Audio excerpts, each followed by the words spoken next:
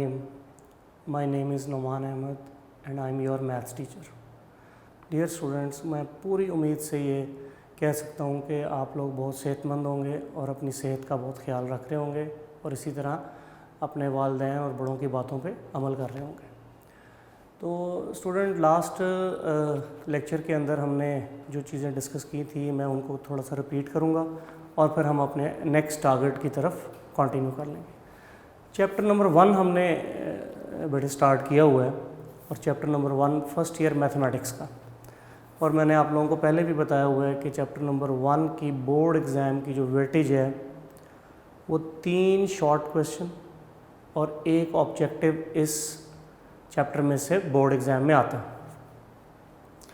3 short question means 6 marks, 1 objective का मतलब 1 marks, तो टोटल 7 मार्क्स का जो पेपर है वो 1 चैप्टर में से आ रहा है और हम 7 मार्क्स की तैयारी कर रहे हैं 1 चैप्टर को पढ़ के। हमने 1 चैप्टर के अंदर 1.1 एक्सरसाइज कंप्लीट कर ली है, 1.2 एक्सरसाइज कंप्लीट कर ली है। 1.1 एक्सरसाइज हमारी रियल नंबर से रिलेटेड थी और उसकी प्रॉपर्टीज़ वगैरह थी और उनसे रिलेटेड क्वेश्चंस थे। 1.2 एक्सरसाइज हमारी कॉम्प्लेक्स नंबर से रिलेटेड है, कॉम्प्लेक्स नंबर से की रिलेटेड टर्म्स हैं, रिलेटेड डेफिनेशंस हैं जो हमने लास्ट लेक्चर्स में डिस्कस की हैं, और फिर उनसे रिलेटेड हमने 1.2 एक्सरसाइज कंप्लीट की है। फिर मैं एक बात रिपीट कर रहा हूँ कि 1.2 एक्सरसाइज करते वक्त जिन थ्योरेटिकल चीज़ों को हमने स्टडी किया है उन्हीं की बेस पर हम 1.3 को आज कंटिन्यू करेंगे। 1.2 एक्सरसाइज के अंदर हमने ये सीखा है कि हम कॉम्प्लेक्स नंबर्स में आयोटा की पावर को कैसे डील करते हैं, नंबर 1। यानी नंबर 1 में हमने क्या सीखा है कि आयोटा की पावर को हम कैसे ट्रीट करते हैं। 1.2 एक्सरसाइज में हमने ये टॉपिक किया। फिर हमने ये देखा था कि अगर स्क्वायर रूट ऑफ -1 आ जाए तो उसको हम कैसे आयोटा में शिफ्ट करते हैं, ये भी हमने 1.2 में सीखा है।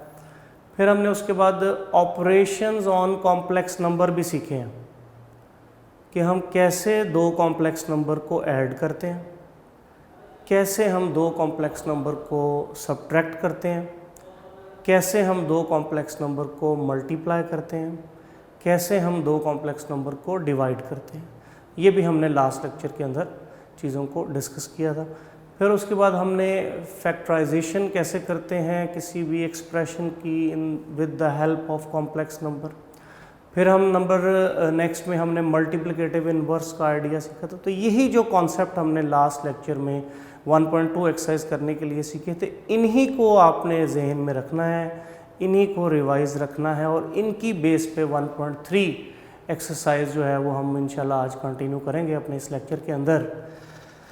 तो स्टार्ट करते हैं सब्जेक्ट को। तो सब्जेक्ट जो है वो हमारा मैथमेटिक्स है, पार्ट 1। क्लास जो है वो FSC भी ट्रीट हो जाएगी और ICS भी ट्रीट हो जाएगा, और लेक्चर नंबर जो है वो आज हमारा जो है वो 13 होगा। Clear students? चैप्टर नंबर 1 हमने किया हुआ है स्टार्ट और आज हम एक्सरसाइज 1.3 को स्टार्ट करेंगे। Chapter number 1 exercise 1.3 exercise. सब स्टूडेंट्स अपनी बुक सामने ओपन कर लें। बुक्स के बगैर आप मैथमेटिक्स में बिल्कुल ज़ीरो हैं, ये मेरी बात आप लोग ज़हन में रखें, क्योंकि आप जब तक किताबें अपने पास नहीं होंगी आपको क्लियर नहीं होगा कि क्या करना है क्या नहीं करना। सो एक्सरसाइज 1.3 ऑन पेज 28 और 1.3 एक्सरसाइज पे आप सब लोग अपनी बुक्स ओपन कर लें, रजिस्टर ओपन कर लें जहां आपने इन चीज़ों को इम्पोर्टेंट को नोट करना है और इसके साथ साथ आपने काम करना है। सो क्वेश्चन 1.3 क्वेश्चन नंबर 2 से हम स्टार्ट करते हैं। 1 में कुछ आइडिया आपको एक्सप्लेन करना है, फिर वो हम बाद में देखेंगे। तो जो आइडियाज़ हमने पहले पढ़ लिए हैं उनसे रिलेटेड जितने क्वेश्चंस हैं ना हम पहले उनको डिस्कस करेंगे। सो क्वेश्चन नंबर 2, तो क्वेश्चन नंबर 2 की मैं स्टेटमेंट पढ़ रहा हूँ कि इसमें क्या करना है, find the multiplicative inverse of each of the following numbers. तो मल्टीप्लिकेटिव इनवर्स फाइंड करना है आपको, कॉम्प्लेक्स नंबर मुख्तलिफ दिए हुए हैं। तो आपने लास्ट लेक्चर के अंदर भी एक्सरसाइज में मल्टीप्लिकेटिव इनवर्स के क्वेश्चंस किए थे, तो मैं कुछ पार्ट करता हूँ और आपका वो लास्ट लेक्चर भी रिवाइज हो जाएगा। फर्स्ट पार्ट है, कॉम्प्लेक्स नंबर को अगर कोई नाम नहीं दिया तो आपने खुद उसको z से रिप्रेजेंट कर लेना है। This is -3 iota, z is equal to -3 iota. ये हमारा कॉम्प्लेक्स नंबर है और हमें इसका मल्टीप्लिकेटिव इनवर्स फाइंड करना है। फाइंड z इनवर्स, z की पावर -1 का मतलब है कि इसका मल्टीप्लिकेटिव इनवर्स हमें फाइंड करना है।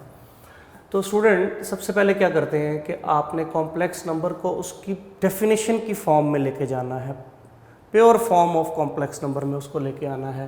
तो ये जस्ट -3 आयोटा की फॉर्म में लिखा है, यानी ये एक इमेजिनरी नंबर फॉर्मेट में लिखा है। आप इसको कॉम्प्लेक्स नंबर फॉर्मेट में लाने के लिए 0 आपको एज ए रियल पार्ट को ऐड करना पड़ेगा। तो this is now in the form of complex number. अब आपने इसमें से रियल पार्ट को अलग करना है। रियल पार्ट को हम नॉर्मली फॉर्मूला में a से भी रिप्रेजेंट किया हुआ था, दैट इज 0। फिर इमेजिनरी पार्ट, उसको हम b कहते हैं एंड दैट इज -1। फिर मैं बात को रिपीट कर रहा हूँ कि इमेजिनरी पार्ट लिखते वक्त आयोटा नहीं लिखते, आयोटा का जो कोफिशिएंट है विद साइन वो लिखा जाएगा। तो आपने जब भी मल्टीप्लिकेटिव इनवर्स फाइंड करना है तो कॉम्प्लेक्स नंबर को आप कॉम्प्लेक्स नंबर के फॉर्मेट में लाएं, उसके बाद रियल पार्ट अलग करें, इमेजिनरी पार्ट अलग करें। रियल पार्ट को नॉर्मली a कह देते हैं, इमेजिनरी पार्ट को b। आर्टिकल में हमने फॉर्मूला a और b के साथ भी किया था। नेक्स्ट स्टेप में आपने we know that multiplicative inverse का फॉर्मूला लिखना है। वो क्या लिखवाया था, real part divided by real part square plus imaginary part square, comma minus imaginary part divided by real part square, imaginary part square. So this is the formula for multiplicative inverse. तो ये आपने लिखने के बाद apply values, अब आपने ये values इसमें अप्लाई कर देनी है। रियल पार्ट 0 है, इमेजिनरी पार्ट -3 है। ए बी अगर आप यूज़ करेंगे तो फिर a/a² + b² की फॉर्मेट में भी लिख सकते हैं।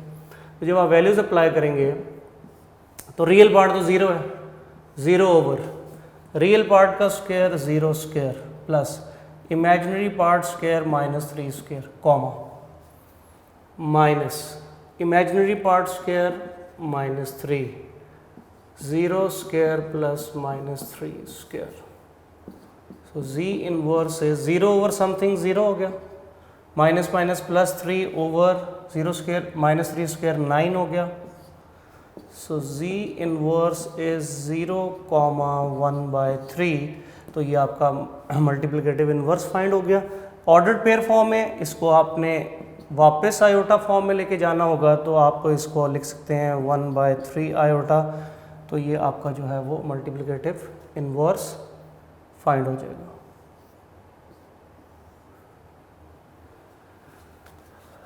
स्टूडेंट फिर एक दफ़ा मैं इसको रिपीट कर देता हूँ, आप इसको एक दफ़ा देख लें। कॉम्प्लेक्स नंबर है z is equal to -3 iota. Find z inverse, आपने z इनवर्स फाइंड करना है। हमने सबसे पहले कॉम्प्लेक्स नंबर को उसकी प्योर फॉर्म में लेके आना है कि उसमें रियल पार्ट भी नज़र आए, इमेजिनरी पार्ट भी नज़र आए। जैसे ही वो उस फॉर्म में आ जाएगा, 0 हमने खुद से ऐड कर लेना है क्योंकि क्वेश्चन में नहीं है। 0 को किसी चीज़ में ऐड करने से उसको कोई फ़र्क नहीं पड़ता। उसके बाद रियल पार्ट को अलग कर लें। पहला हिस्सा रियल पार्ट कहलाता है, दूसरा हिस्सा जो होगा वो इमेजिनरी पार्ट कहलाएगा। तो रियल पार्ट अलग कर लें, इमेजिनरी पार्ट अलग करने के बाद आपने वी नो दैट में आपने ये मेमोराइज़ किया होना चाहिए कि कैसे हम फार्मूला जो है वो कैलकुलेट करते हैं मल्टीप्लिकेटिव इनवर्स का। तो आपने z इनवर्स is equal to real part over real part का स्क्वायर इमेजिनरी पार्ट का square, comma minus imaginary part over real part square imaginary. ये फार्मूला आप लिखेंगे, लास्ट लेक्चर में हमने इसको ड्राइव भी किया था कि ये फार्मूला हमने कैसे प्रूव किया, और उसकी हेल्प से आपने ये याद करना है और उसको लिखना है। लिखने के बाद आपने अप्लाई वैल्यूज़ कर देनी है। अप्लाई वैल्यूज़ करेंगे तो रियल पार्ट 0 है, इमेजिनरी पार्ट -3 है, तो जहाँ रियल पार्ट लिखा है वहाँ 0 लिखें, और इधर भी 0, इधर इमेजिनरी पार्ट का स्क्वायर, फिर comma minus of imaginary part, ये माइनस फार्मूले के अंदर है तो इमेजिनरी पार्ट भी नेगेटिव है, माइनस माइनस ये हो जाएगा +3, और ये स्क्वायर नेगेटिव का स्क्वायर पॉजिटिव हो जाता है तो 9 हो जाएगा। सो 1/3, 0,1/3 इज़ योर मल्टीप्लिकेटिव इनवर्स। इसको आयोटा फॉर्म में लेके जाना है तो ये आपका 0 + 1/3 आयोटा बन जाएगा, तो this is your multiplicative inverse. तो इस तरह फर्स्ट पार्ट आपका कंप्लीट हो जाएगा। 2 मार्क्स का शॉर्ट क्वेश्चन ये एग्ज़ाम में आने के चांस होते हैं। तो क्वेश्चन नंबर 2 में मल्टीप्लिकेटिव इनवर्स की प्रैक्टिस है। एक पार्ट और देख लें, बाकी फिर 2 part as a home assignment आप लीजिएगा, बिल्कुल इसी पैटर्न पे वो पार्ट भी आप कंप्लीट करेंगे। तो क्वेश्चन नंबर 2 होपफुली आप लोगों ने ये समझ लिया होगा, क्योंकि लास्ट लेक्चर के अंदर भी पढ़ा है, इसलिए आपके लिए कोई ज़्यादा मुश्किल नहीं होगा। So question number 2 part number 4। अब जो कॉम्प्लेक्स नंबर दिया है वो 1,2 है। Ordered pair form of complex number में दिया हुआ है, आप इसको आयोटा फॉर्म में भी लिख सकते हैं और ऑर्डर्ड पेयर फॉर्म में भी रहने दे सकते हैं मल्टीप्लिकेटिव। और target is find ji inverse, और जी इनवर्स हमें फाइंड करना है। जी इनवर्स का मतलब मल्टीप्लिकेटिव इनवर्स। तो टारगेट यही है कि ये क्योंकि कॉम्प्लेक्स नंबर के दोनों पार्ट प्रेजेंट हैं तो आपने सिर्फ रियल पार्ट लेना है एंड दैट इज़ 1, और इमेजिनरी पार्ट लेंगे एंड दैट इज़ 2। पहले वाला रियल पार्ट होता है, दूसरे वाला इमेजिनरी पार्ट होगा, तो आपने ये अलग कर लेने। अलग करने के बाद आगे वही पैटर्न, बिल्कुल इसी पैटर्न पे ये 4 के 4 पार्ट होंगे। वी नो दैट आपने मल्टीप्लिकेटिव इनवर्स यानी जी इनवर्स का फॉर्मूला लिख लेना है। फॉर्मूला लिखने के बाद आपने वैल्यूज़ अप्लाई कर देनी है। अब वैल्यूज़ जो आपने अप्लाई करनी है वो अब आपने इस क्वेश्चन के मुताबिक जो होंगी वो अप्लाई करेंगे आप।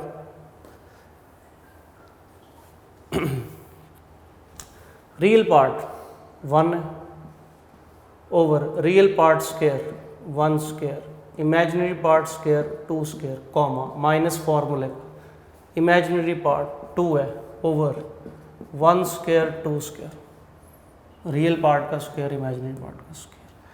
इसको सॉल्व कर लें। 1/1 + 4 -2/1 + 4, स्मॉल ब्रैकेट में इनक्लोज करें। 1/5 -2/5, तो ये आपका मल्टीप्लिकेटिव इनवर्स पार्ट नंबर 4 का बन गया है। इस तरह आपने इसको भी मल्टीप्लिकेटिव इनवर्स को भी कंप्लीट कर लेना। क्लियर? तो स्टूडेंट क्वेश्चन नंबर 2 जो था उसके अंदर हमने किस चीज़ की प्रैक्टिस की है कि आप मल्टीप्लिकेटिव इनवर्स जो है वो कॉम्प्लेक्स नंबर का कैसे फाइंड करते हैं। तो हम with the help of formula find कर रहे हैं, और लास्ट लेक्चर में भी हमने ये फार्मूला प्रूव किया था और उसके अंदर भी मल्टीप्लिकेटिव इनवर्स के क्वेश्चंस थे। होपफुली सेकंड और थर्ड पार्ट जो है वो आपका इस क्वेश्चन में एज ए होमवर्क होगा, वो मैं यहाँ लिख देता हूँ कि आपने ये 2 पार्ट जो है वो इसके साथ करना है। क्वेश्चन नंबर 2 सेकंड एंड ये आपका इस टॉपिक का होमवर्क समझ लें आप। तो ये आपने डू योर सेल्फ, ये आप लोगों ने बिल्कुल इसी आइडिया से ये 2 पार्ट खुद कंप्लीट करने होंगे। क्लियर? नेक्स्ट चलते हैं।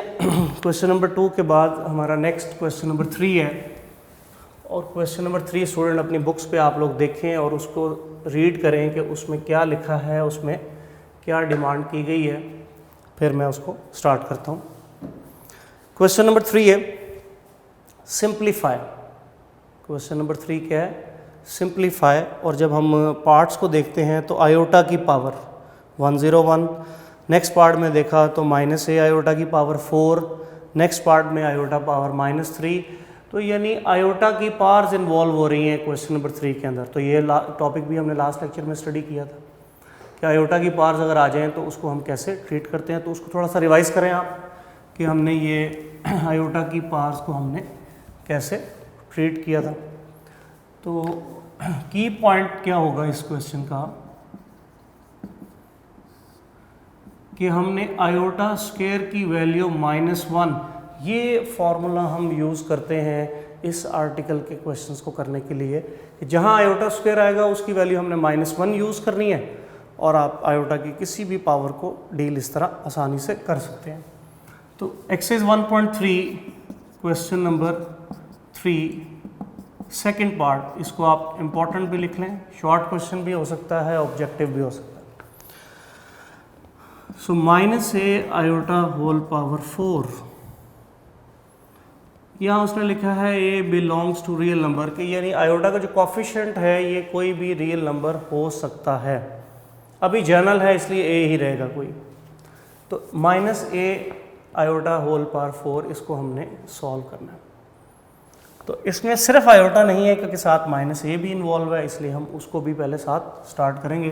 तो मैं इसको लिख सकता हूँ -1 multiply a multiply iota whole power 4।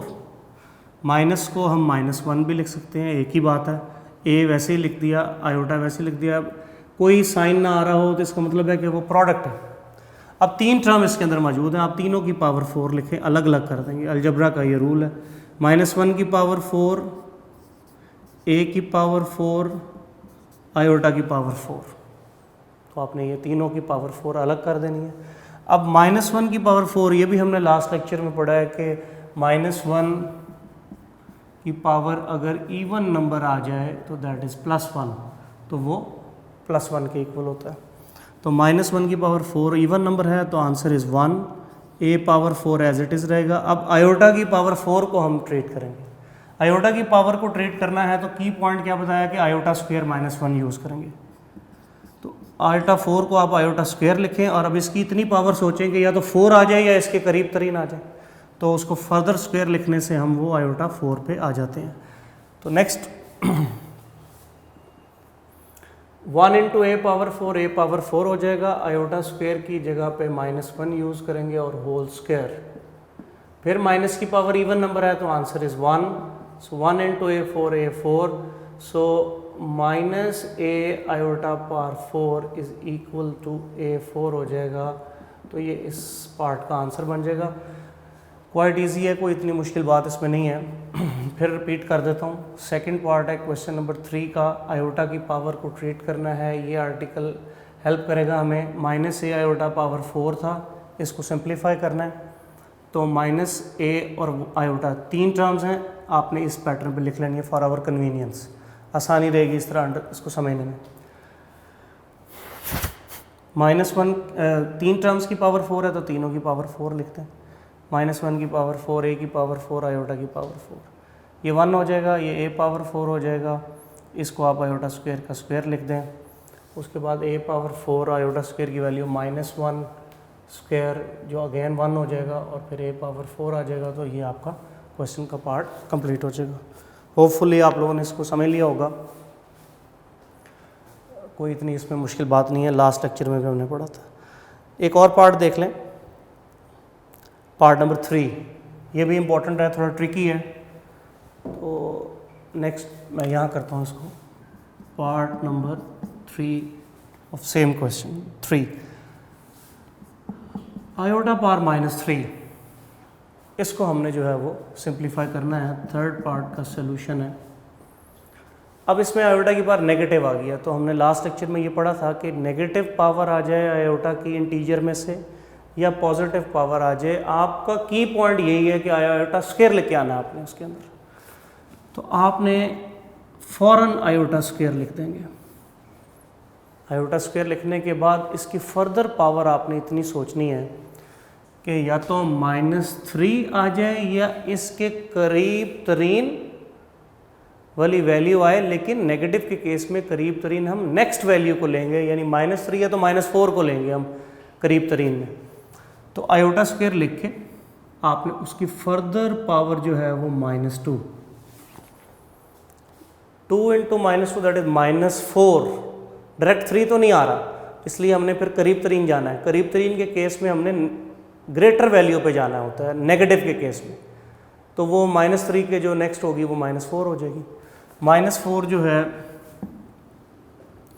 उसको बैलेंस करने के लिए डॉट आयोटा एक और लगा देंगे, तो अब टोटल जो है वो इसकी पावर -3 बन गई, यानी -4 ये हो गई। आयोटा का मतलब है 1 power, base same power add, तो टोटल -3 पावर बन जाएगी। तो इसको -1 कह देंगे इंटू आयोटा, इसको 1 इंटू आयोटा, -1 का स्क्वायर 1 हो जाएगा, डॉट आयोटा, और 1/1 1 इंटू आयोटा। तो आयोटा जो है सो आयोटा पार -3 वो आयोटा के इक्वल आ जाएगी। तो ये इसका जो है वो आपका आंसर बन जाएगा। Clear student? Hopefully all of you understand. कोई इतनी मुश्किल बात नहीं है, सिर्फ आपकी कंसंट्रेशन की ज़रूरत है, और आपने जो रेगुलर लेक्चर अटेंड कर रहे हैं उनमें जो हमने प्रीवियस टॉपिक पढ़ते हैं, जो उस थियोरी पढ़ते हैं, उसको आप साथ साथ यूटिलाइज़ करें, उनको मेमोराइज़ करें, और देन आप एक्सरसाइज को कंप्लीट करें, तो आपके लिए कोई दिक्कत नहीं आएगी। जो अच्छा, इसके 2 पार्ट और हैं, वो मैं आपकी होम असाइनमेंट के तौर पे दे रहा हूँ। आपने वो बिल्कुल इसी पैटर्न के ऊपर वो पार्ट कंप्लीट करने हैं। क्वेश्चन नंबर 3 का एक फर्स्ट पार्ट और एक पार्ट 4 ये आपसे मिलेंगे। इस क्वेश्चन का होमवर्क है, इसको आपने कंप्लीट करना है इसी आइडिया के साथ। 2 पार्ट, एक मैंने नेगेटिव वाला भी कर दिया और एक पॉजिटिव पावर वाला भी कर दिया। आपने इन को ही फॉलो करते हुए ये वाले पार्ट कंप्लीट करने हैं। Clear student? तो हमने 1.3 एक्सरसाइज क्वेश्चन नंबर 2 और 3 को जो है वो कंप्लीट किया है। नेक्स्ट, और फिर मैं रिपीट कर रहा हूँ बात कि हम वो क्वेश्चंस पहले 1.3 में कर रहे हैं जिनका कॉन्सेप्ट हमने 1.2 में ही पढ़ लिया हुआ है। क्लियर?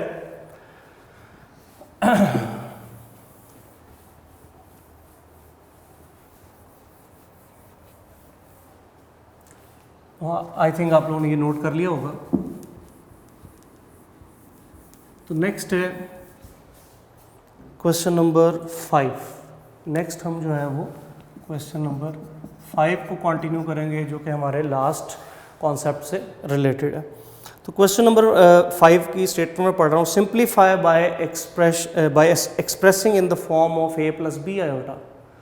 यानी आपको जो नंबर्स दिए हुए हैं वो डेफिनेशन से मैच नहीं हो रहे हैं, डेफिनेशन ऑफ कॉम्प्लेक्स नंबर से मैच नहीं हो रहे हैं। a + b आयोटा ये फॉर्मेट है कॉम्प्लेक्स नंबर को लिखने का, तो इससे जो है वो मैच नहीं हो रहे हैं। आपको उस फॉर्मेट से मैच करवाना है हर पार्ट को अंदर। तो इसके लिए अगेन मैं वही आपको आइडिया बता रहा हूँ कि आपने यहाँ ऐड, मल्टीप्लाई, डिवाइड, इन्हीं आइडिया को यूज़ करना है इन पार्ट को करने के लिए भी। तो इसमें सेकंड पार्ट और फोर्थ पार्ट को इम्पोर्टेंट लिख लें। ये 2 मैं पार्ट कर देता हूँ। Second part as a short question, question number 5, 2 + square root of -3 into 3 + square root of -3। 2 number हैं, मल्टीप्लाई हो रहे हैं, आयोटा फॉर्मेट में नज़र नहीं आ रहे, तो हम इनको आयोटा फॉर्मेट में पहले शिफ्ट करेंगे। अच्छा, की पॉइंट इसका यही है कि स्क्वायर रूट ऑफ -1 जो है वो आयोटा के बराबर होता है। यही आइडिया हमने यहाँ पे यूज़ करना है। स्क्वायर रूट ऑफ -3 है, इसको हम ऐसे लिख लेंगे, और फिर इसको भी हम -1 × 3 लिख लेंगे। 2 + स्क्वायर रूट ऑफ -1 अलग कर देंगे, स्क्वायर रूट ऑफ 3 अलग कर देंगे, स्क्वायर रूट ऑफ -1 अलग कर देंगे, स्क्वायर रूट ऑफ 3 अलग कर देंगे। इसको आयोटा लिख देंगे और इसको भी आयोटा लिख देंगे। तो ये आपने पहले गिवन क्वेश्चन को आयोटा फॉर्मेट में शिफ्ट कर दिया। अब 2 कॉम्प्लेक्स नंबर हैं, ये pure form of complex number है। अब आप ये मल्टीप्लाई हो रहे हैं, आपने इनको मल्टीप्लाई करना है, और जो मल्टीप्लिकेशन की प्रैक्टिस बताई हुई है उसी को ही फॉलो करना है। पहले इस 2 से इन दोनों को मल्टीप्लाई करेंगे हम। So 2 × 3 6 plus 2 × square root of 3 iota, फिर इनको मल्टीप्लाई करेंगे। 3 × square root of 3 iota plus square root of 3 square root of 3 iota. 6 + 2 iota square हो जाएगा ये। जब हम इन दोनों को मल्टीप्लाई करेंगे तो square root of 3 into square root of 3 iota square, ये माइनस हो जाएगा और ये square root of 3 into square root of 3, ये 3 के इक्वल होता है। अब ये दो वैल्यू हैं जिनमें आयोटा इन्वॉल्व नहीं है, तो इनको ऐड कर लें। 6 माइनस 3 दैट इज 3 और 2 square root of 3 plus 3 square root of 3, इनमें से आयोटा कॉमन, इसके अलावा स्क्वायर रूट ऑफ 3 भी कॉमन, ये 5 हो गया। So 3 plus 5 square root of 3 iota, ये फाइनल आंसर आपका इनके प्रोडक्ट का बन गया। तो दो कॉम्प्लेक्स नंबर थे लेकिन आयोटा फॉर्म में नज़र नहीं आ रहे थे। पहले हमने वो स्क्वायर रूट ऑफ -3 को आयोटा फॉर्म में शिफ्ट किया, उसके बाद दो कॉम्प्लेक्स नंबर प्रोडक्ट हो रहे थे। लास्ट लेक्चर में भी हमने प्रोडक्ट का कॉन्सेप्ट पढ़ा है, तो हमने जस्ट सिंपल प्रोडक्ट करना है। लास्ट टर्म पे केयरफुल रहना है, वहाँ आयोटा स्क्वायर आता है वो माइनस हो जाता है। फर्स्ट और लास्ट टर्म हमेशा ऐड हो जाती है और सेंट्रल टर्म जो है वो अलग ऐड हो जाती हैं, तो वापस कॉम्प्लेक्स नंबर की फॉर्म में एक आंसर बन जाता है। Hopefully all of you understand. जो भी मेरे पढ़ाने के दौरान आपके जहन में जो भी इस सब्जेक्ट से रिलेटेड क्वेश्चन आए हैं, मैंने आपको पहले भी बताया कि आप लोग उसको अपने अपने रजिस्टर पे डेट वाइज उसको नोट करते रहें। नोट करने के बाद जैसे ही इंशाल्लाह इस सिचुएशन से हम निकलते हैं, बेहतर तरीके से अला करें इंशाल्लाह, और फिर हम जैसे ही हमारा जो है वो फिज़िकल जो है वो इंट्रैक्शन हो स्टूडेंट्स और टीचर्स का, तो हम फिर उसमें आप हमसे ये चीज़ें डिस्कस करें ताकि आप मैथ्स को और अच्छी तरह समझ सकें। Hopefully all of you understand this question. तो ये तो था हमारा प्रोडक्ट से रिलेटेड। थर्ड और फोर्थ पार्ट के अंदर डिवीजन है, तो फोर्थ पार्ट करते हैं। उसके अंदर भी हमें इसी तरह आयोटा फॉर्म में पहले आना है और देन हमें कॉम्प्लेक्स नंबर को डिवाइड करना है। तो 5 के ये दोनों पार्ट इंपॉर्टेंट एग्जाम्स के लिए हैं। Part number 4, 3 over square root of 6 minus square root of -12, इसको हमें सिंप्लीफाई करना है। तो सबसे पहले तो हमने ये देखना है कि ये जो स्क्वायर रूट के अंदर नेगेटिव आ गया है, ये हमारा आइडिया कॉम्प्लेक्स नंबर की तरफ शिफ्ट करता है हमें, तो हमने पहले उसी को ही ट्रीट करना है। -1 मल्टीप्लाई बाय 12, -1 अलग कर दें, स्क्वायर रूट ऑफ 12 अलग कर दें।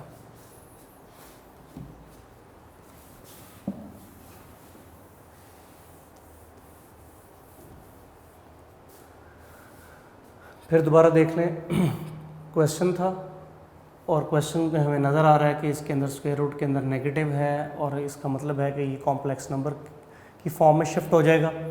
तो उसको शिफ्ट करना है पहले। -1 मल्टीप्लाई 12, हम इस -12 को लिख सकते हैं।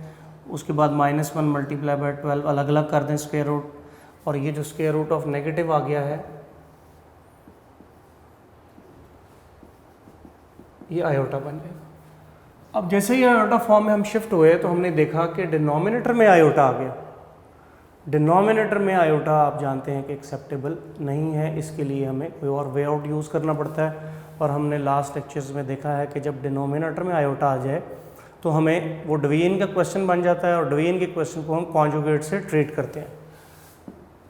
So 3 over square root of 6 minus square root of 12 iota, इसके कॉन्जुगेट से आपने मल्टीप्लाई भी करना है और डिवाइड भी करना है। Clear student?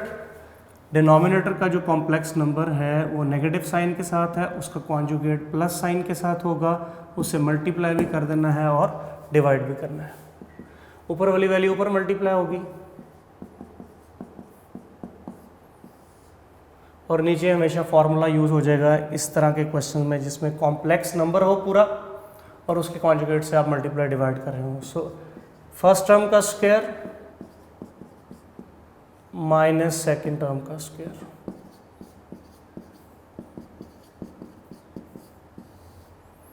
Six minus 12 iota square,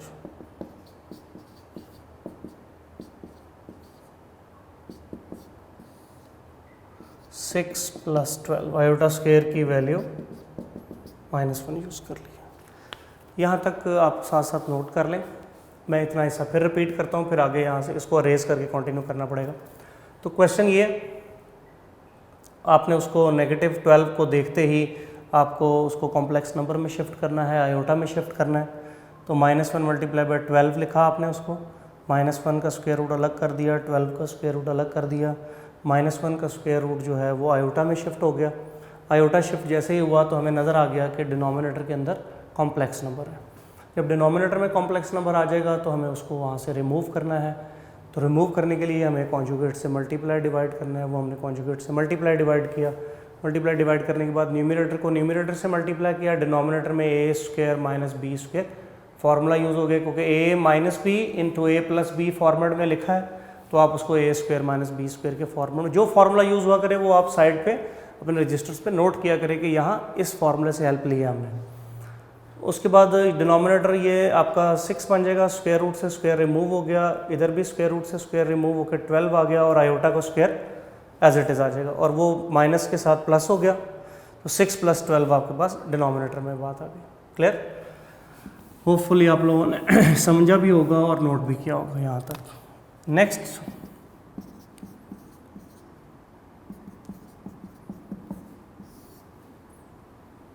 ये 18 बन जाएगा।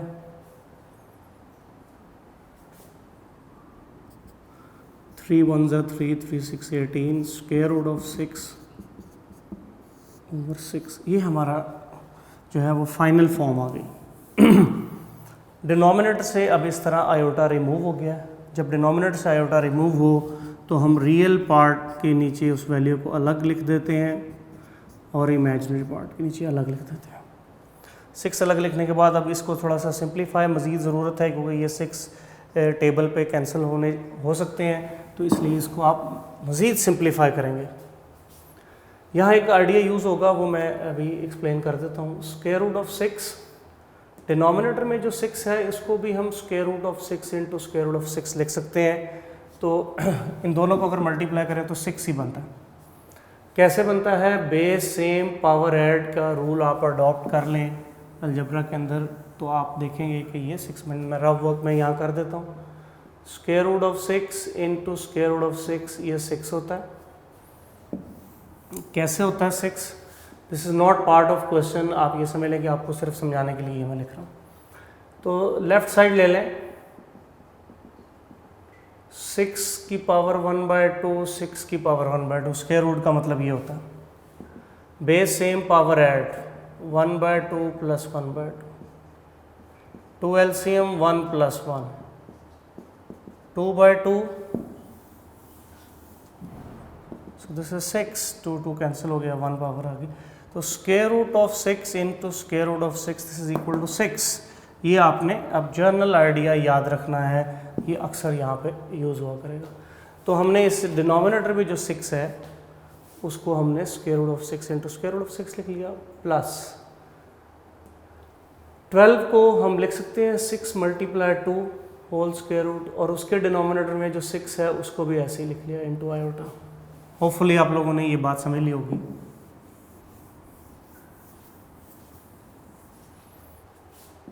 एक कैंसिल हो गया, 1/√6। ये 6 का स्क्वायर रूट अलग कर दें, 2 का स्क्वायर रूट अलग कर दें, एक कैंसिल हो गया,